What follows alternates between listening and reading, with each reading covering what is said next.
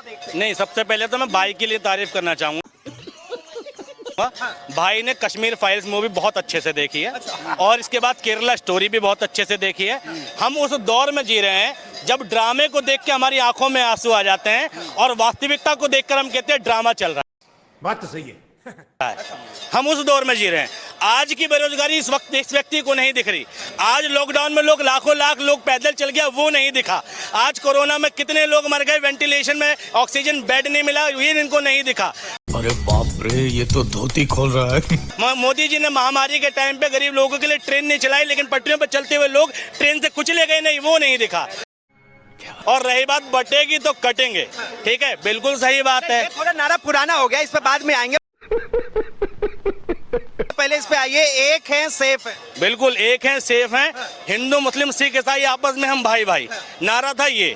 लेकिन प्रॉब्लम शब्दों से नहीं है, प्रॉब्लम लोगों की विचारधारा से है। भाई मोदी जी इस नारे को, नारा शब्द तो ठीक है, लेकिन वो कहते हैं मुंह में राम बगल में दिल में नाथू राम। मोदी जी उस विचारधारा से आ रहे हैं। एक हैं तो सेफ हैं के पीछे सारे भारत को एक करने की बात मोदी जी नहीं कर रहे हैं। मोदी जी जो बात कर रहे हैं वो समुदाय विशेष की बात कर रहे हैं। मोदी जी जो बात कर रहे हैं देश में बहुसंख्यक लोगों की बात कर रहे हैं। मोदी जी जो बात कर रहे हैं देश में बहुसंख्यकवाद की बात कर रहे हैं और उसमें भी अपर कास्ट की बात कर रहे हैं कि भैया बटो मत। मैं कह रहा हूँ मोदी जी ने ये क्यों नहीं कहा कि हिंदू मुस्लिम सिख ईसाई आपस में हम भाई भाई? बात तो सही है। क्यों नहीं कहा? बहराइच जैसा दंगा हो गया, हमारे देश का प्रधानमंत्री किसी के जन्मदिन पर ट्वीट कर देता है वे जन्मदिन मुबारक हो, लेकिन बहराइच जैसा दंगा हो गया, ट्वीट नहीं आता कि देश में बहराइच के लोग हिंदू मुसलमान ना करें, हम भाईचारा कायम रखें, हम आपसी इस देश के नागरिक हैं और सबसे पहले इस देश के नागरिक हैं, भाई भाईचारा को कायम रखें, कोई आपस में भेदभाव ना करे।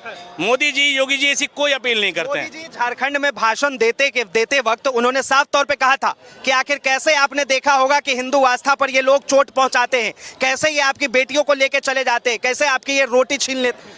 आज मोदी जी के इतने काम के बावजूद देश के प्रधानमंत्री की इतनी हैसियत नहीं है जो ये कह सके कि मैंने काम किया है तो वोट दो। मैंने आज तक भी 10 साल की किसी डिबेट में, किसी भाषण में मोदी जी के मुंह से ये नहीं सुना कि देश में भाईचारा कायम रखें, हिंदू मुसलमान के साथ सौहार्द बना के रखें। एक भाषण नहीं दिखा पाओगे। और योगी आदित्यनाथ तो उससे 100 कदम पीछे हैं, उनके मुंह से शायद निकलेगा भी नहीं।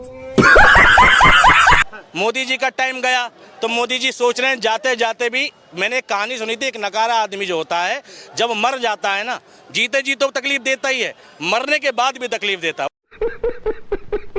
मोदी जी ने वो शासन दिया है कि लोगों के मन में जो जहर बो के गए हैं ना, ये अगले 20 सालों तक निकालेगी कांग्रेस, तब निकलेगा। अतीक अहमद नहीं ना, बिल्कुल नहीं, अतीक अहमद नहीं, ठीक है। देखो ये बिल्कुल नहीं, मैं कभी सपोर्ट नहीं कर सकता अतीक अहमद का, ठीक। हिंदू मुसलमान का स्वार्थ बिगड़ने की, कोई किसी के धर्म को गाली दे रहा है, कोई किसी के धर्म को दे रहा है। 14 से पहले तो नहीं था ये सब। कोई कहीं पोस्टरबाजी कर रहा है, कोई कहीं पोस्टरबाजी कर रहा है, 14 से पहले तो नहीं था। यति नरसिम्हानंद जैसे लोग, ठीक है, मंदिर के मठाधीश बने बैठे हैं, वो APJ अब्दुल कलाम तक को आतंकवादी कह देते। 2014 से पहले तो नहीं था ये सब। मोदी जी की उपलब्धियां है ना कि देश में APJ अब्दुल कलाम को भी गालियां दिलवा दी गई।